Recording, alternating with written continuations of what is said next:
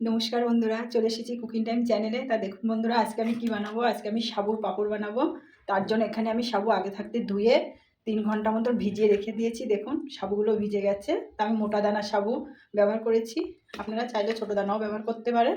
তো এখানে আমি 1 বাটির বেশি নিয়েছি, ছোটো বাটি। এখানে আমি 2 বাটি জল দেবো।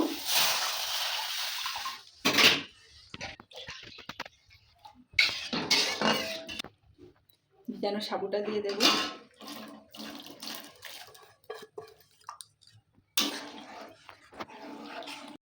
এই যে বন্ধুরা, স্বাদ মতো লবণ দেবো, কালো জিরে দিয়ে দেবো, এখানে চিলি ফ্লেক্স দিয়ে দেবো,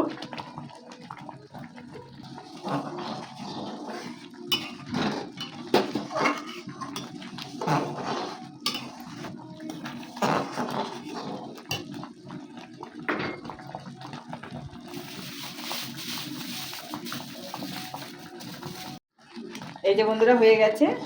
এবার নামিয়ে নেব। এই যে এইভাবে ঘন করে নামাতে হবে।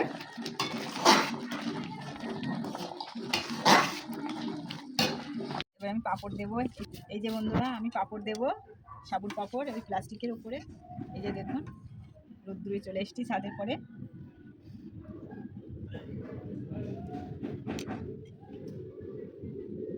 বড় করে করেই দেবো।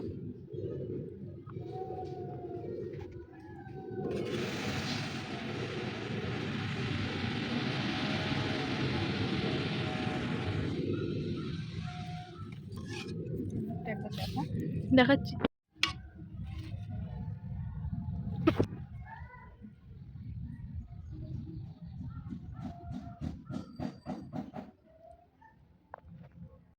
এই যে বন্ধুরা দেখুন, আমার পাঁপড় দেওয়া সব হয়ে গেছে। আজকে যা রৌদ্র শুকিয়ে যাবে।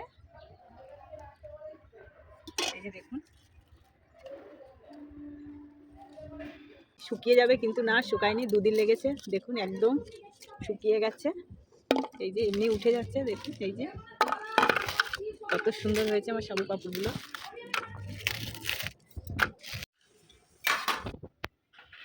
এই যে বন্ধুরা, আমি সেই সাবু পাঁপড় দিয়েছিলাম, তা ভাজবো, কেমন হয় দেখবো। বসিয়ে দিয়েছি, সাদা তেল দিয়ে দেবো।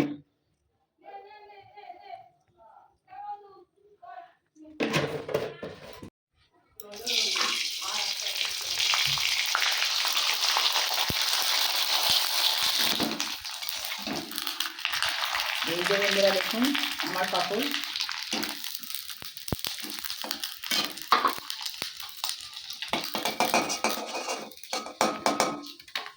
দেখুন একদম দোকানের মতন বানিয়েছি। এই যে বন্ধুরা, তা খেয়ে দেখবো কেমন হয়েছে।